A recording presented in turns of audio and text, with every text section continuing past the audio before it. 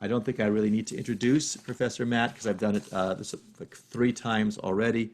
Other than to say, live from Berkeley, Professor Daniel Matt, Gems of the Zohar. Welcome, everybody, and I'll put it on speaker view, and I will mute myself.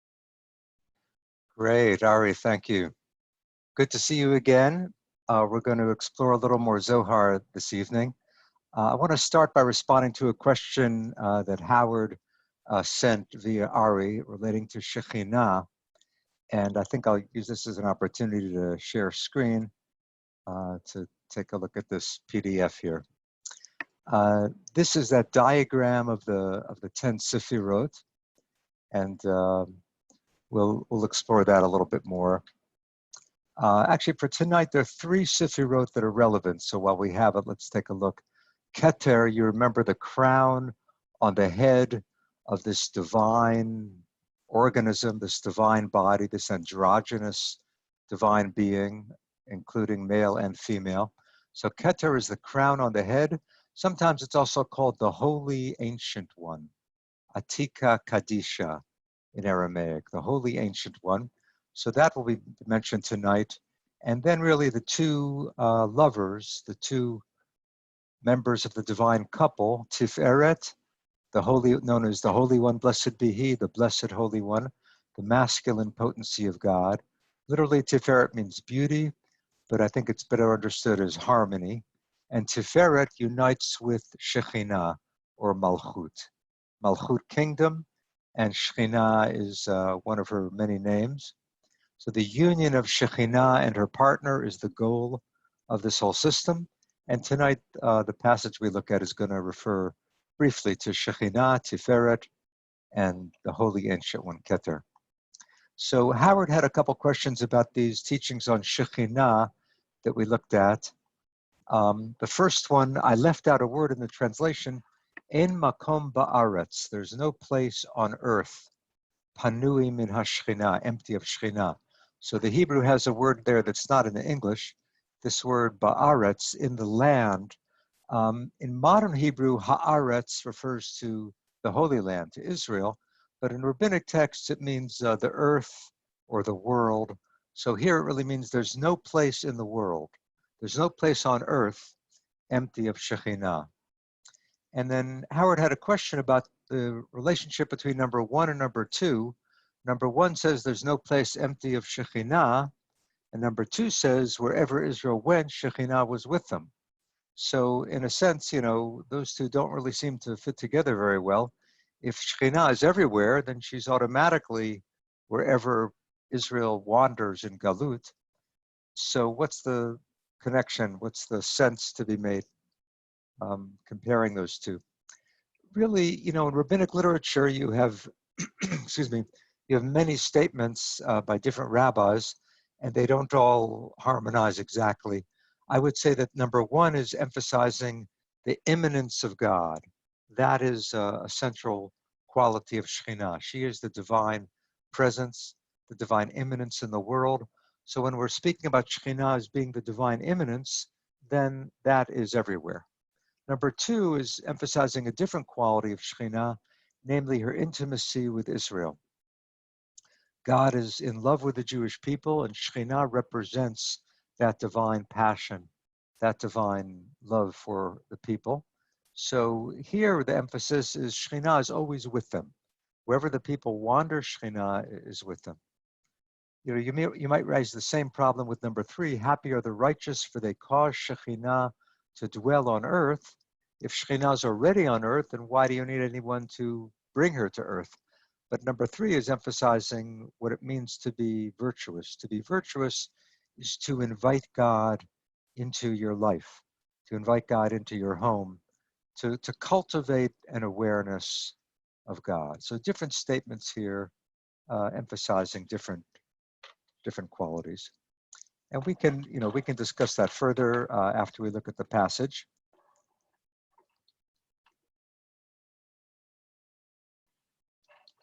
We're going to look at page 13 in the PDF. Those of you who have it can turn to that, and I'll just scroll ahead here. few pages.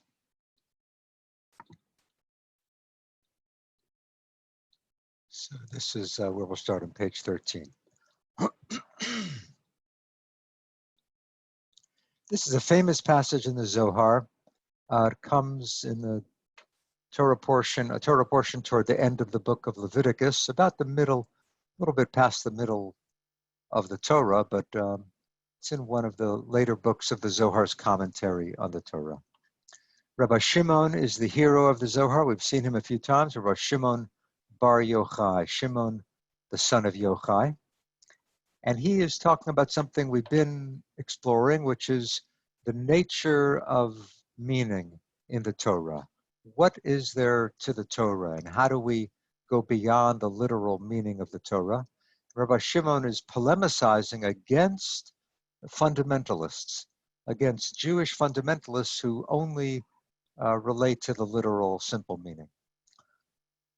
Rabbi Shimon said, "Woe to the person who says the Torah intended to present a mere story and ordinary words. For if so, we could compose a Torah right now with ordinary words and more laudable than all of them. If to display matters of the world, even worldly potentates possess words more sublime. If so, let us follow them and make a Torah out of them. But all the words of Torah correspond to the following pattern." Okay, we'll see what that pattern is in a minute, but this paragraph is very rich. Let's take a look at it. Okay, woe to the person who can't get beyond the literal meaning, who thinks the Torah is just telling us stories, that the words of the Bible are ordinary words. If so, if that were the case, then we could write a Torah right now. Now, what does this mean? More laudable than all of them. We could write a Torah that had better words or better stories. He's really saying we could write a better Torah. Now, of course, he's going to deny that possibility, as we'll see. If to display matters of the world, is the purpose of the Torah just to show you what goes on in the world or how to live a practical life?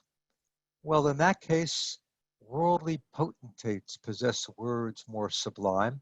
Potentates as rulers, and I'll show you in a moment why I'm using such an unusual word. Why not just say rulers? Because the Aramaic is very colorful here. We'll look at it in a moment. Even kings of the world, he's saying, they possess words more sublime. He has in mind collections of fables, collections of wisdom, like Aesop's fables or books of wisdom that kings in Europe would collect. So if we want to learn practical worldly wisdom, who needs the Torah? We can go to other examples of world literature. Why don't we make those a Torah? And now comes his conclusion, but all of this is not the case because the words of Torah aren't ordinary, as he's going to explain. Let's take a look at a couple of the notes here. The translation of the Zohar is the top of the page, and the bottom of the page is some notes. I want to look at some of that with you here. Okay, woe to the person who says, woe to the person who says, this is note 89, bottom of page 13, if you have the PDF printed. Woe to the person who says, if the Torah were simply a book of stories in ordinary language, we could write one more laudable than all of them, which must mean more laudable than the Torah's words or the stories or both. If the purpose is to describe the world, then there are better books of fables. Now look down at this note on, still part of the same note, the word potentates. I'm skipping a paragraph. The word potentates on the right-hand column. The word potentates renders kafsire. This is a beautiful example of the Zohar's creativity. Zohar is written in Aramaic, as I've mentioned, but not only that, the Zohar loves to invent words. The Zohar doesn't content itself with the vocabulary of the Talmud or its other Aramaic sources. The Zohar invents words, and this is one kafsire, doesn't exist in any Aramaic dictionary in the world, any standard Aramaic dictionary. Sholem thinks it might be a play on Caesar, Kafsir and Caesar. There's actually a biblical word, tifsar, which means a military official, a marshal. That may be part of what he has in mind. One translator, Tishby, translates it very differently. Even books of the world, even booklets of the world possess words more sublime. But look at this note, the last paragraph of this note here. According to Beur Hamilim Hazarot, that's a little lexicon. It's really just a pamphlet listing all of the unusual words in the Zohar. It's a little booklet that one Kabbalist put together, keeping track probably for himself of all of these invented words or rare words. And the title of that book, the title of this little booklet, Beur Hamilim Hazarot, means the explanation of the strange words. That's the title of the book, the explanation of the strange words in the Zohar. So he has a little entry on Kafsire. Look what he says. Rulers have many stories and chronicles from which they learn wisdom and morality, such as Mishal HaKadmoni. Now, the book he mentions, Mishal HaKadmoni, meaning the fable of the ancient one, it's a collection of fables written in the 13th century by a Kabbalist, who was named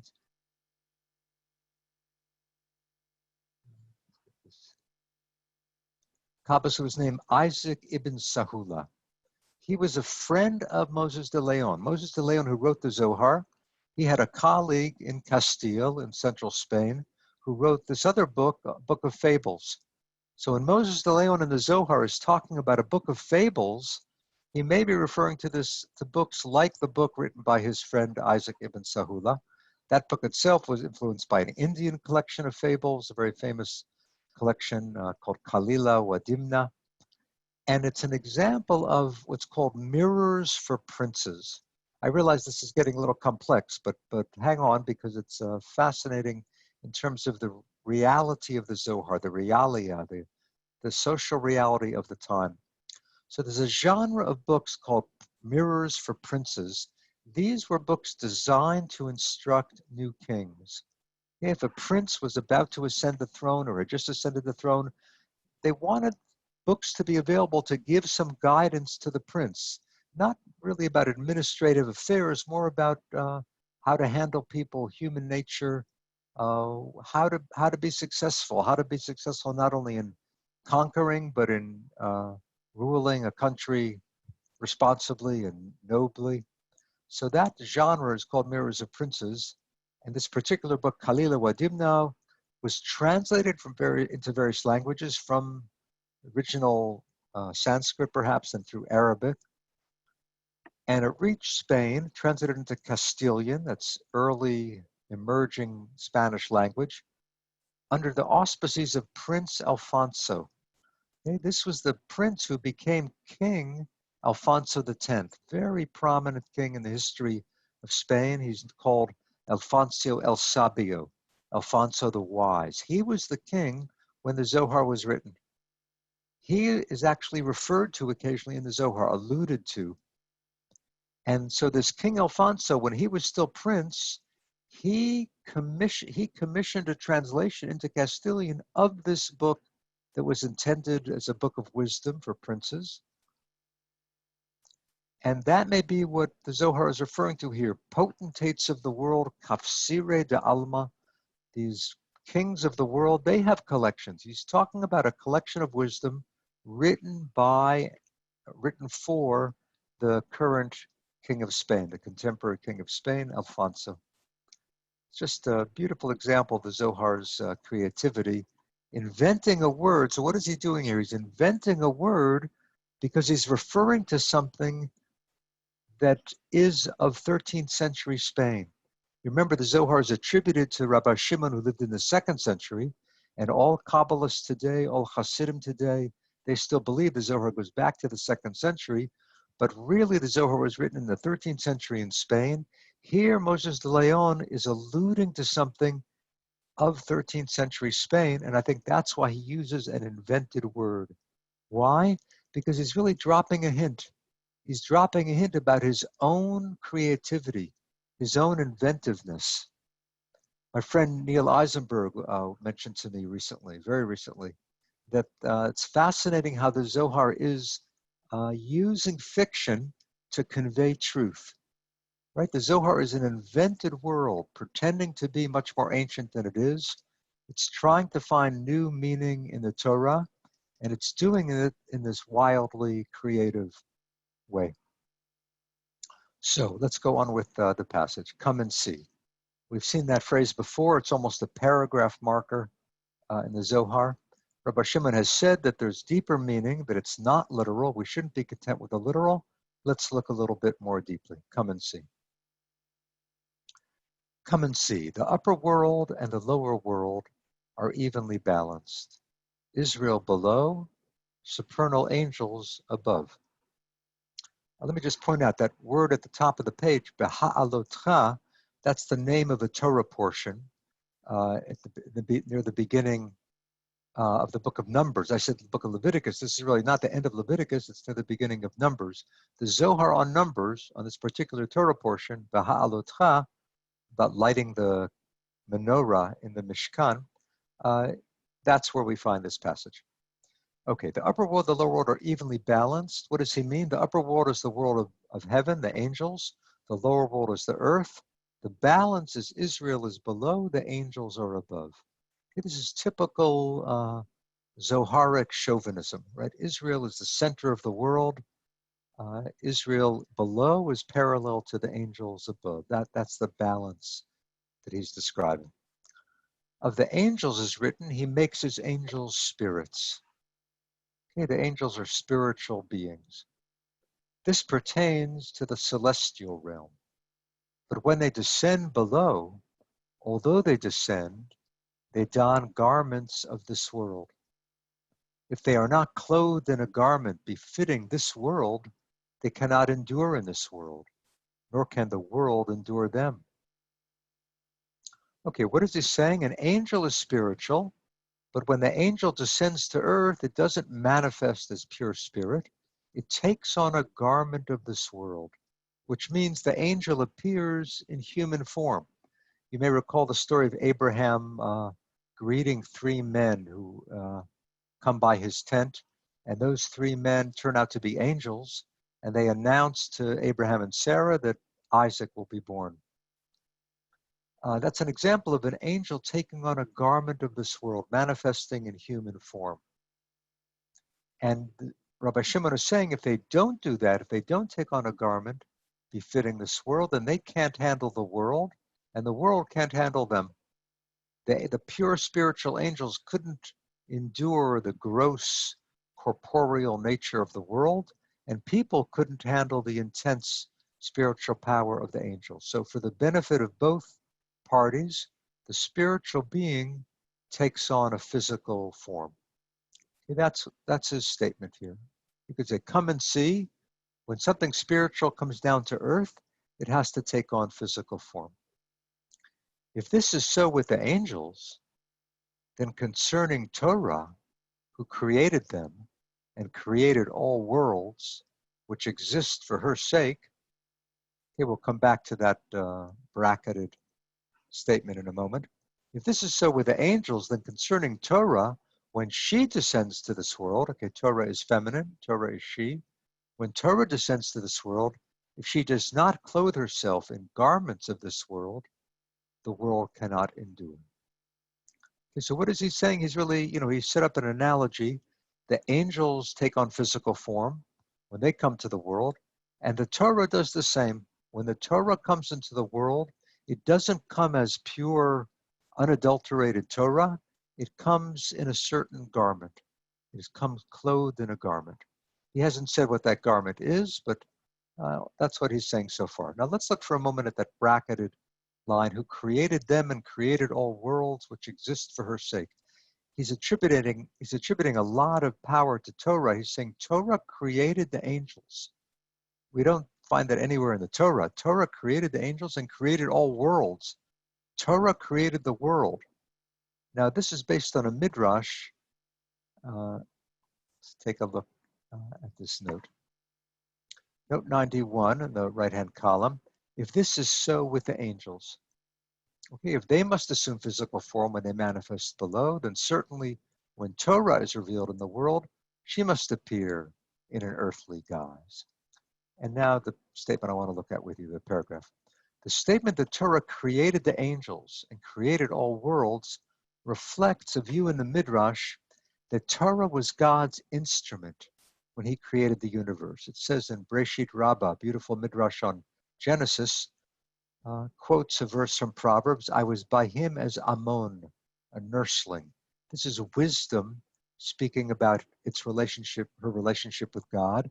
Wisdom says, I was by him as a nursling. And the Midrash says, Ammon, read that as Uman, an artisan. Wisdom is saying, I was an artisan for God. And wisdom is Torah. Torah says, I was the artistic tool of the Blessed Holy One. So that's the Midrash the Zohar is building on here. Torah helped God create the world, and the Zohar is just exaggerating it. Torah created the world. So his point is that Torah is so spiritual and so potent, it has to take on physical form when it comes to the world. So the story of Torah is a garment of Torah. Okay, what is the garment? The garment is a story. If you come across a story in the Torah, that's just the garment. Whoever thinks that the garment is the real Torah and not something else, may his spirit expire. This is a beautiful rabbinic curse. The Aramaic is tipach ruchei, literally may his ruach, may his breath or wind or spirit blow out of him. May his breath expire. But really, it's really a polite way of saying may he drop dead. Right? It means may his breath leave him and he'll collapse as a bag of bones. May his spirit expire. Why? That person, he will have no share in the world that is coming. If you think, this is Rabbi Shimon attacking, this is Moses de Leon as Rabbi Shimon attacking Jewish fundamentalists in Spain in the 13th century. He's saying people who think that Torah is to be understood literally, people who think it's a human document or that it's just to be appreciated for its pshat, they are the worst in the world. They have no share in the world that is coming. May they drop dead. Okay, this is typical mystical exaggeration. He's polemicizing, he's angry at that narrow approach to Torah. Therefore, David said, what does he mean? David said, King David, he's about to quote a verse from Psalms, which is attributed to David. So instead of saying, therefore it says in the Bible, or therefore it says in Psalms, he says, therefore David said, uncover my eyes so I can see wonders out of your Torah. It's a beautiful verse in Psalm 119, Gal einai, uncover my eyes, ve'abita niflaot mitoratecha, I will see wonders out of your Torah, what is beneath the garment of Torah. So let me see what's beneath that story level. Let me see what's beneath the pshat. Notice the erotic element here too. Right? What's beneath the garment? Wanting to see what's beneath the garment. Okay, there's something intentionally romantic and erotic here in this whole passage. Now it's interesting, the verse in Psalm says, open my eyes. And with the Torah is there, uncover my eyes so I can see what's there. The Zohar is really saying, uncover the Torah. My eyes can see, but I don't see because there's a layer over the essence of Torah, and that layer is the garment, the story. Come and see. There is a garment visible to all. Those fools, when they see someone in a good-looking garment, look no further. Yet the significance of that garment is the body. The significance of the body is the soul. He's leaving the Torah for the moment. He's talking more generally now about a garment. Let's say you're walking down the street, and now we're all wearing another garment. We're all wearing a mask. But you see someone dressed in a beautiful suit, a beautiful dress. If you're foolish, you think that is all there is. You think that defines the person. If someone's dressed well, he or she must be very respectable, must be, noble. Don't be fooled by the outer garment, because the significance of the garment is the body. And don't stop at the body level. The significance of the body is the soul. So really there's garment and body and soul. Now how is that applied to Torah? Corresponding to this pattern, Torah has a body, and words of Torah called bodies of Torah. Okay, so what is the body? The body is the words of Torah, or really I think what he means here is the mitzvot. The mitzvot are the body. This body is clothed in a garment, namely stories of this world. Okay, as he said, the stories are the garment. Beneath the garment is the body, the mitzvah. Right now, not every story in the Torah gives you a mitzvah, but some of them do. You can think of Jacob wrestling with the angel, and the angel dislocates Jacob's thigh. The thigh is taken out of the socket, and because of that, there's a certain law of kashrut that's taught in the book of Genesis. Don't eat that cut of meat. Don't eat basically the hind quarter. The prohibition against eating that part of the animal is based on the story of Jacob wrestling with the angel. You know, many mitzvot are not connected to stories, but his point here is if there's a story, it's meant to tell you, meant to give you an ethical insight, an ethical lesson. Every story in the Torah is for some ethical purpose, either a specific mitzvah or some ethical teaching. So don't stop at the story level, look for the message. That's really what he's saying. The message is the body, the mitzvah, or the ethical teaching. Fools of the world look only at that garment, the story of Torah. Those who know more do not look at the garment, but rather at the body beneath the garment. The wise, servants of the supernal king, those who stood at Mount Sinai, look only at the soul, root of all, real Torah. And in the world that is coming, they are destined to gaze upon the soul of Torah. This is a beautiful paragraph. It's really typical of the Zohar. You're so, it's showing you level upon level. Finally, you think you have some sense what he's talking about, real Torah, whatever that is. He hasn't said, but the real Torah. And then he says, no, there's also something even beyond that, the soul of the soul. So it's intentionally overwhelming the reader. But let's look at this a little more closely. And I think look down at note 93 because there's some interesting material here. Note 93, Torah has a body. Whereas the stories of Torah constitute her garment, the words and commandments of Torah form her body. Sometimes the commandments are clothed in stories. For example, the account of Jacob's wrestling, right? Not eating the sciatic nerve. As it says, furthermore, the narratives of the Torah often transmit moral teaching, as noted by Cordovero, okay, a very fine commentator on the Zohar, Moses Cordovero. He says the entire Torah consists of ethical teaching.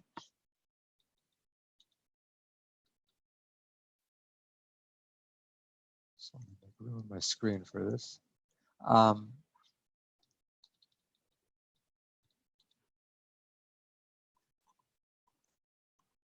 The entire Torah consists of ethical teachings, laws, and pious deeds conveyed through stories. Okay, so Cordovero, commenting on the Zohar, says everything in the Torah is meant to show you some way to live in a more holy way.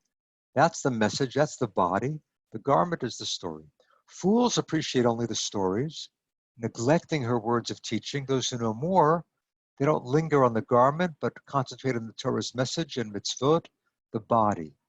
And then the truly wise penetrate through both those layers, the garment and the body, to some deeper level, the soul of Torah. He hasn't told us what that is. It's real Torah. It's the soul of Torah. And then someday there'll be even access to a greater soul. Now, he explains, come and see. So too above, there is garment, body, soul, and soul of soul. What does it mean? Above in the Sifirot, or the structure of the whole cosmos, there's going to be a garment, a body, a soul, and soul of soul. The heavens and their host are the garment. Okay, we may think if we look up at the sky, that's the ultimate. No, that's just the outer layer.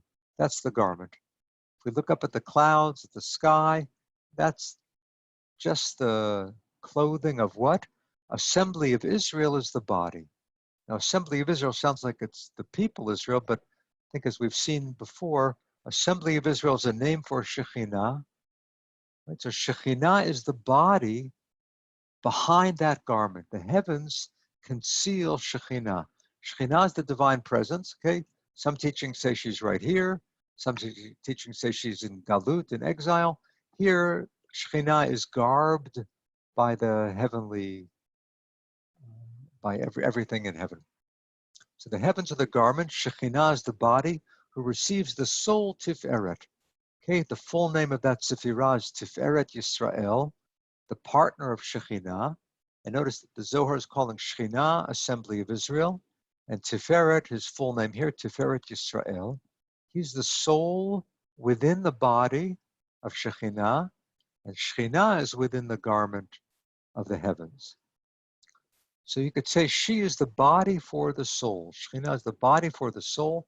That also actually means that she contains all human souls. She's the storehouse for human souls. So in two senses, she's the body for the soul. The soul we have mentioned is Tiferet Yisrael, who is real Torah. Now we see who real Torah is. What is real Torah? Real Torah is actually God, a specific aspect of God, Tiferet, okay, that central sefirah of the 10 sefirot. Tiferet is the core, Shekhinah is the culmination. They are the two most prominent sefirot, mostly in the Zohar. So he's saying Shekhinah is the body containing Tiferet, the soul, but Tiferet, the soul, that's real Torah. Now, what does that mean? That means if you're studying the book, the letters of the book are just the outer layer, the stories are the garment, even the mitzvah is not yet the core. The ultimate core of the Torah is God. In other words, study becomes the opportunity for revelation. It's not that revelation happened once on Mount Sinai. You can contact divine power by opening the Bible. If you can penetrate the garment and even the body and come to real Torah, the soul. And then there's a soul of soul, that would be Keter, the highest Sefirah, the holy ancient one. That is the highest Sefirah. So even within the discovery of God, there's level upon level, and all are linked to one another. Woe to the wicked who say that Torah is merely a story. Okay, before they were fools, and now they're worse. Now they're wicked. Rabbi Shimon is raging against those who can't get beyond the pshat, the literal simple meaning. Woe to the wicked who say that Torah is merely a story. They look at this garment and no further. Happy are the righteous who look at Torah properly. As wine must sit in a bottle, so Torah must sit in this garment. Therefore, concerning Torah, one should look only at what is beneath the garment. So all these words and all these stories are garments. Notice in the middle of that last paragraph, as wine must sit in a bottle, so Torah must sit in this garment. It's very interesting. Okay, until now, it seems that he's been criticizing the pshat. Don't stop there. That's just the garment. That's just the body. Go deeper, go deeper. Now he has more of an appreciation of that container, of the garment. Wine must sit in a bottle. Torah must sit in this garment. Okay, wine, you could say, well, who needs the bottle? They just want the wine. But without the bottle, what happens to the wine? Okay, it's mud. It's destroyed. It's gone. Torah also has to be protected or conveyed by the story, by the words. You can't just grab essence. Okay, we've seen this before. One can be fixated on essence, and the point is to appreciate the outer layer too, not to stop there, not to be content with the outer layer, but not to denigrate it, not to dismiss it, because it serves a vital function and a holy function. Okay, why don't we, I'm going to stop share so that we can see each other, and be happy to take some questions or chat. Ari, if you can convey some, and I'll take a look at the chat too. Right. So we do have questions that people have been asking, Great. and they're in the chat. I'll just ask just two kind of starting questions.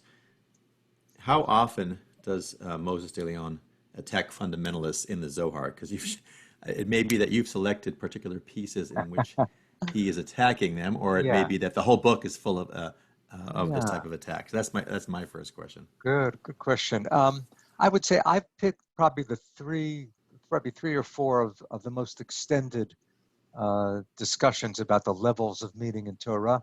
And it turns out in all of these, there's some edge, right? He has a target in mind, or he's definitely being polemical or critical. There aren't many more. I don't think there are maybe one or two more, extended ones like this. You do have frequently, though. What the Zohar does is say, often it will say in the Talmud, not in the Talmud, but this has already been discussed. But there'll be a very pregnant but, right? This has been taught. You have heard this, but now here's something new. So you often have a contrast between the new and the ancient. I think I've mentioned the Zohar calls its teachings new ancient words, milin chadatin atikin. And so that tension of new and ancient, and right, he's writing in the 13th century, but he's pretending to be Rabbi Shimon 1100 years earlier. So you have a running tension throughout the Zohar of the tradition as it's been taught in the Bible and the Talmud, and this new discovery of mystical Judaism. He's so eager to convey it, and he's trying to do it in a secretive, fictional way, and somehow through inventing a whole cast of characters, through inventing fiction, he's trying to convey truth. Okay, that paradox of fictional truth. And there's astounding statement we began with tonight, which is, if the Torah is a book of human words, we could write a better one. Now, he immediately says it's not a book of human words, but just to raise the possibility of outdoing the Torah, right, of surpassing the Torah, that's a rather shocking thing from a Jewish author.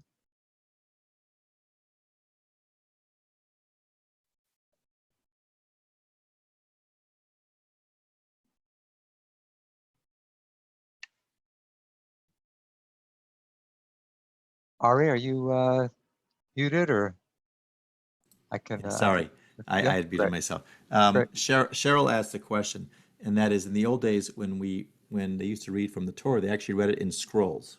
But in the modern day, we have a Torah, and we actually dress the Torah in a literal outfit. Is that any way related to some of the items that we're learning about in the Yes, Zohar, yes. or is it unrelated?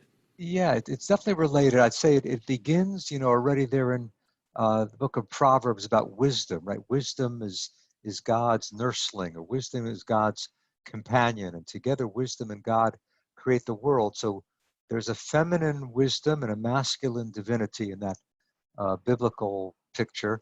In Rabbinic Judaism, you have a lot about the Torah as feminine, and the love of Israel for Torah, right? Torah is seen in one place as the ketubah, right? The marriage between God and Israel, and Torah is the ketubah, but Torah herself is feminized, and dressing the Torah, the ritual of dressing the Torah certainly is connected to what we see here. Here it's undressing the Torah, and of course in the synagogue too, the Torah has to be undressed to be read. People have written about the yad, the pointer, being a kind of a phallic symbol. So there's definitely a sexual dimension to that ritual. I would say that this becomes, this is dangerous too. First of all, because it's, men falling in love with Torah, we have to revise this or expand it for women falling in love with Torah. But I'll mention that Shabtai Tzvi, the famous messianic pretender, he was the most famous pseudo-messiah in the Middle Ages, the 17th century. Shabtai Tzvi declared himself Mashiach, and hundreds, thousands of Jews around the world believed he was the Messiah. At one point, Shabtai Tzvi conducted a ceremony in a synagogue in Turkey, and he married himself to the Torah. And he certainly had this passage in the Zohar in mind, or the passage we looked at, and the passage we looked at previously about the maiden in the castle. The Torah is peeking out to her lover. So Shabtai Tzvi publicly married himself to a Torah scroll, and he was banished from town for that. It's one example of his wild nature. Alita asked the question, could you give us an example of a garment, body, soul story in the Torah? And is this the model that the Zohar takes, throughout the Zohar of kind of undressing stories to show us deeper Yeah. meaning, or is this just a general statement No, here? it's definitely how the Zohar views Torah throughout. You don't often have all four layers specified. Some other commentators do that more. There's one fellow, Bachia ben Asher, a little bit after Moses de Leon, early 14th century. And he writes a whole commentary on the Torah in which he very often goes through 3 or 4 levels for verse after verse. The Zohar isn't that structured, but the Zohar can't fit into any tight framework. So its general outlook is that there are layers of meaning. It usually shows one or two. Usually begins with a pshat and then shows something mystical, or it may go pshat to rabbinic midrash to something mystical. We saw 4 levels of meaning specifically in an earlier passage last week or the week before on pshat, midrash, philosophy, and then mysticism. So occasionally you have 2 or 3, but rarely all 4 of them at once in the Zohar. But this is the approach the Zohar takes. It begins with the pshat or the rabbinic understanding, and then it says, let's look more deeply. What else can we find here? Or it will challenge, it will ask a question toward the text. How can it mean this? It can't mean this because that contradicts that. No, what it really means is something deeper. So it's in dialogue with the different layers of tradition. Is there an easy example of this you could give us? Example of all 4, I can't think of one. I mean, we could come to that, the one I Well, mentioned about I think Jacob. we'll take 2, yeah. Yeah. 2 levels. So Jacob wrestling with the angel is the pshat, right? The midrash is that you therefore don't eat any meat around the sciatic nerve, the hind quarter of the animal. The divine level, I mean, the philosophical level might be allegorical. I can't think of one offhand, but don't not to be violent, maybe to take an ethical message. And the mystical level would be that angel, the angel Jacob was wrestling with was actually Sitra Achra. It was the demonic. It was the prince of Esau. This all happens right before Jacob is going to meet Esau. And the Midrash already says that the angel he wrestled with was the prince of Esau. For the Zohar, it's Jacob wrestling with the demonic, maybe working through his own inner struggle, facing his dark side, trying to regain some integration. The most, for me, usually what the Zohar does is take the pshat and turn it upside down. Okay, we saw Vayigaresh et Adam, he expelled Adam, right? God expelled Adam and Eve from the garden. The Zohar says, who kicked who out of the garden? It's not that God kicked Adam out. Adam divorced Shekhinah. Adam split himself off from the divine. So that's the typical style. Let's see, Josh Moss says, when Zohar teaches the world could not endure if angels of Torah were not concealed in physicality, this is related to what we see throughout the text about not being able to endure God, himself or herself, because we couldn't Yes. survive that as either. Right. The examples that the Zohar gave were angels and then Torah. But in a sense, Torah is God filtered a little bit to us. To just encounter the raw divine presence would be destructive, would be fatal, could be fatal. So God makes itself available through this text, through the garments, through the layers. That way we can handle it. Once we can handle it, then we can go deeper. Then we can remove the garment. So the garment is there for us to begin with, and we're invited in to explore more deeply. And that is a gradual process. And there you have the dangers of the spiritual search, right? Part of the reason the Zohar is written cryptically, written in Aramaic, written with these invented words, written with the poetic, the elusive quality, is because one should approach gradually, one should approach carefully. It's really a psychological exploration too. You think you're studying a book, but the book demands that you look within to make sense of what's in the book. You can't make sense of the Zohar unless you're engaged in some spiritual search, some psychological probing yourself. So it's stimulating our own spiritual search, and that's why it has to be done carefully with a guide, with a friend, with meditation, because plunging into suddenly can be dangerous. Was the ban on studying or the limitation on studying Zohar due to what you just said, the danger, Yeah, that's interesting. is it because the rabbis didn't like the polemics that were in the Zohar and felt it was dangerous, that and the eroticism Yeah, the to erotic expose element that is to people? surely part of it. But it's partly because it's so erotic. So it's hidden because it's dangerous. It's hidden because it's erotic. And it's interesting. The original the original restriction is long before the Zohar and the Kabbalah. In the Mishnah says you can't teach the deepest secrets to more than one or two people at a time, unless, and even to one you can't teach it unless he's already shown that he has some understanding on his own. Now, what are the realms that applies to? The secrets of the chariot, in the chariot of Ezekiel's vision. It's one, the secrets of creation, cosmology, how God created the world, was asking how did God combine the letters, how did he create the world, the secrets of cosmology, the secrets of Ezekiel, and the secrets of sex.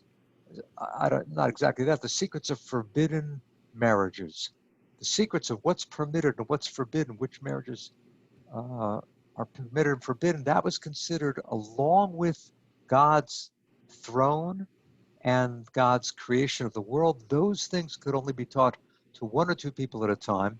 So that restriction is in place already about those realms of rabbinic mysticism. And then it's extended to Kabbalah. You often hear that you shouldn't study Zohar till you're 40.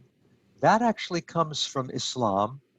There was an Islamic restriction about studying philosophy.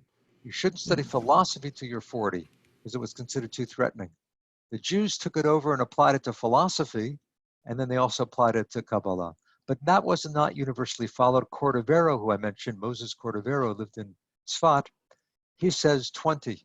You should be 20.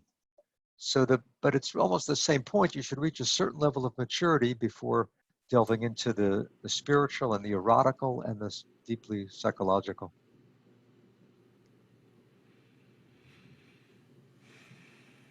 Howard Mirowitz has a point to share. If we interpret Torah as instructions, then does it follow that in order to create the world, God needed to prepare the instructions, the program, that when executed would result in the unfolding of creation? And under that interpretation would, for example, mathematics and physics somehow be encoded in the soul of the Torah? Interesting. Yeah, that's very close to the Midrash, that Genesis Rabba that we began reading it. I didn't complete the whole passage. You can look back at that note. That Torah says, I was the artisan, right? God used me to create the world. The Midrash goes on to say that the Torah was a blueprint. The Torah is God's blueprint for creation. So it really is the instructions for creation. And God looked into the Torah and created the world. It's actually what the Midrash says. Now that's very bizarre. The Torah wasn't there, right? The Torah was given at Mount Sinai thousands of years later. But the point there is that the Torah is God's mind. I think it's a way of saying the divine mind. God looked into the Torah, God meditated, but it's pictured as a set of divine instructions. The letters and numbers, mathematics and language. Okay, the Torah says that God created the world through language, through speech. Sefer Yetzirah, the book of formation, very early book of Jewish mysticism, about 1,000 years before the Zohar. This book really does go back to the 2nd century, the time of Rabbi Shimon.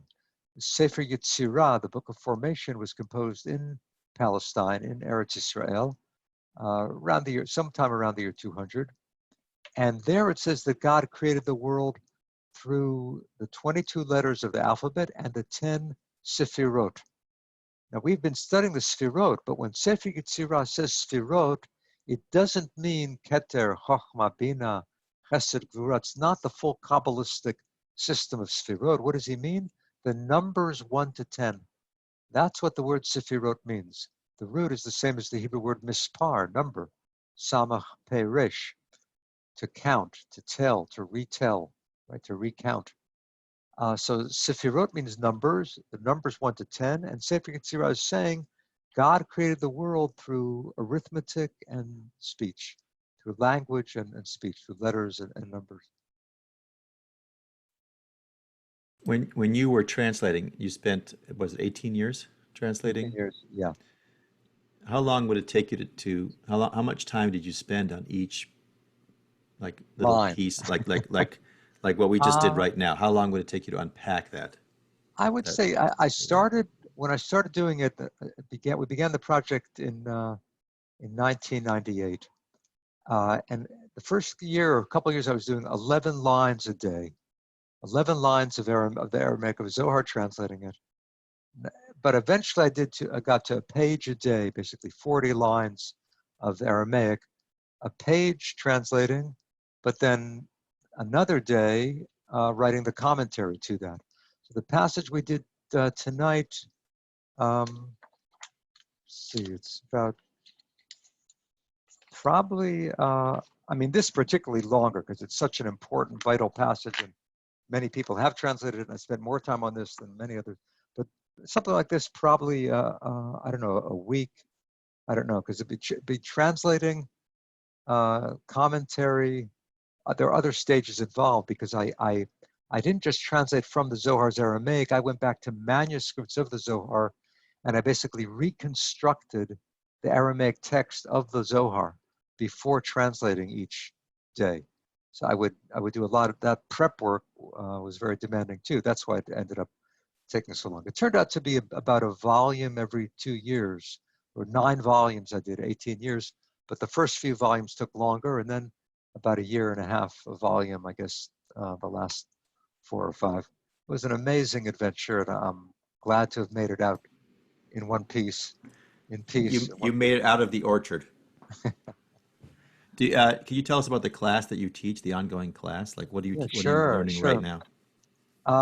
This is a class we began about a year and a half ago.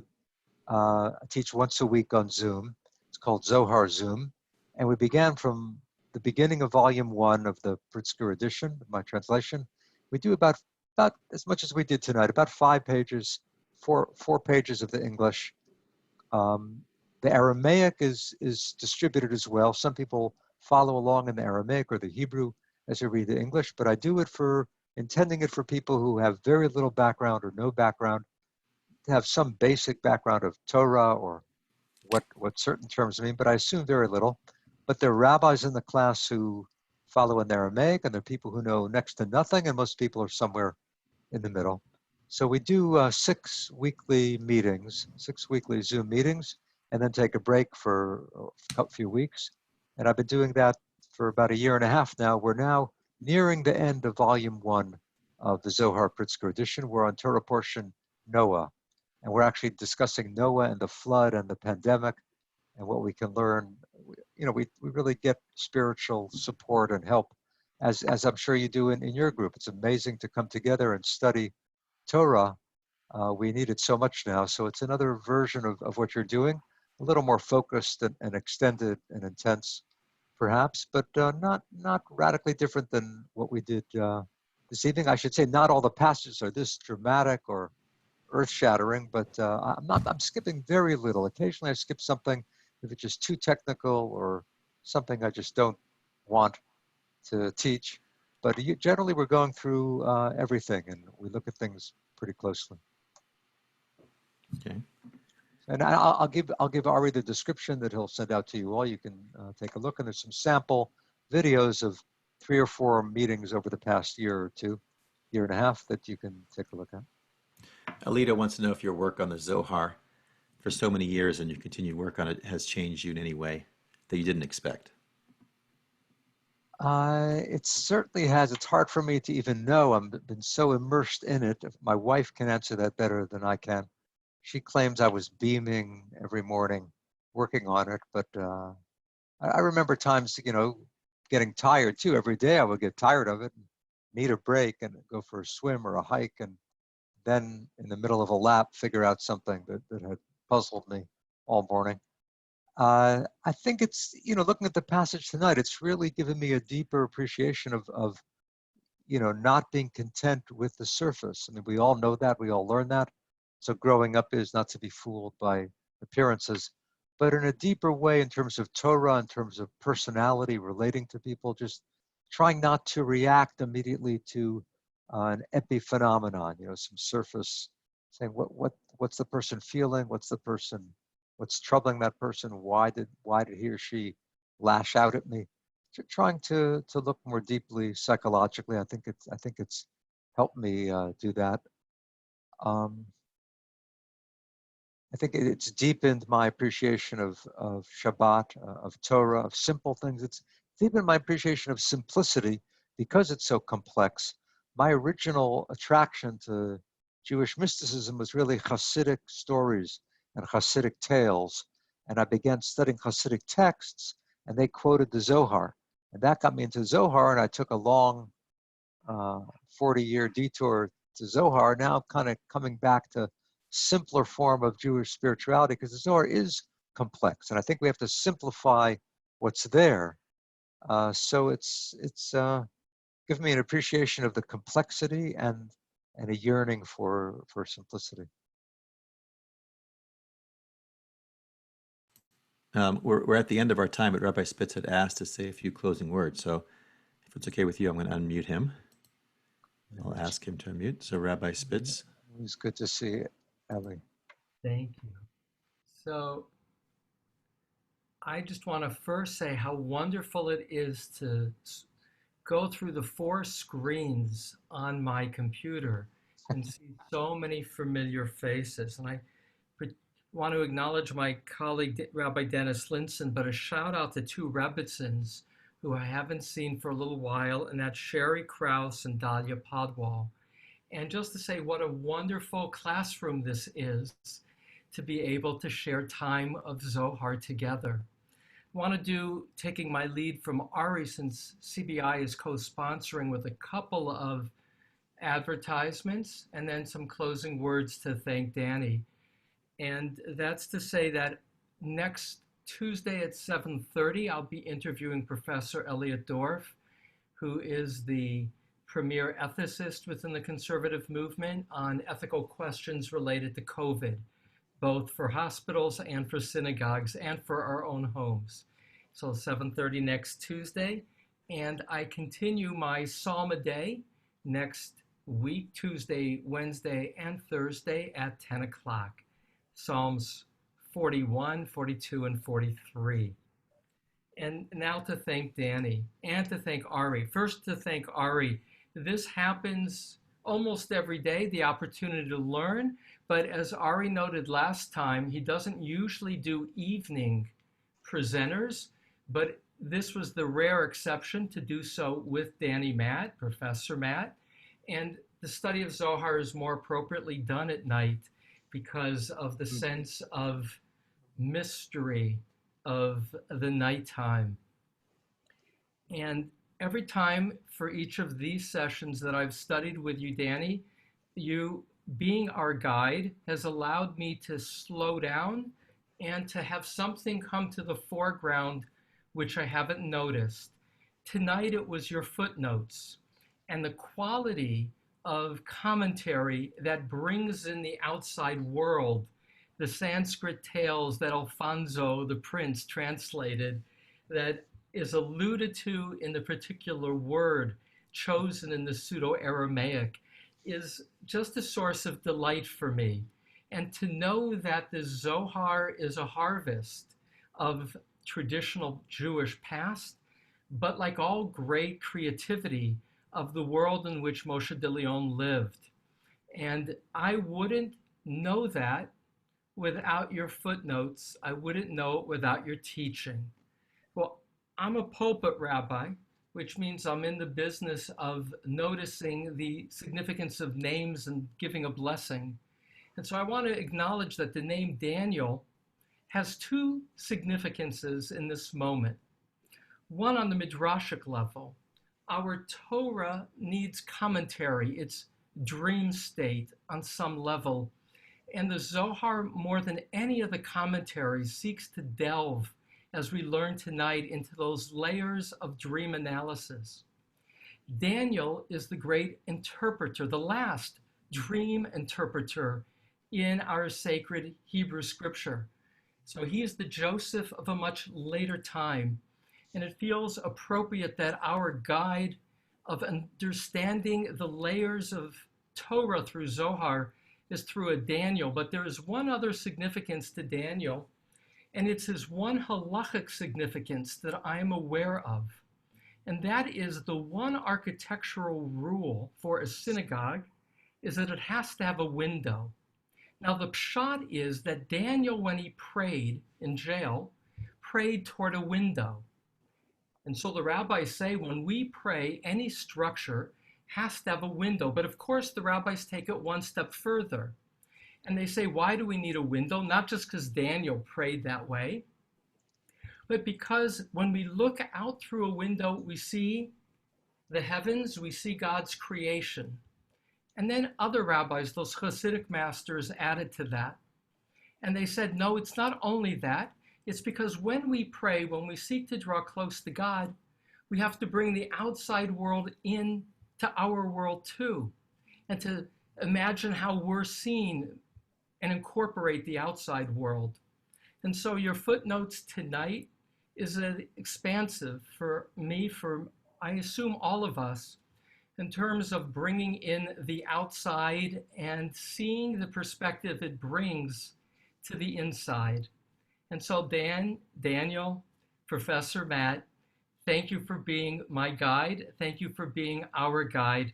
You are well named by your parents, and our gratitude continues for all you do.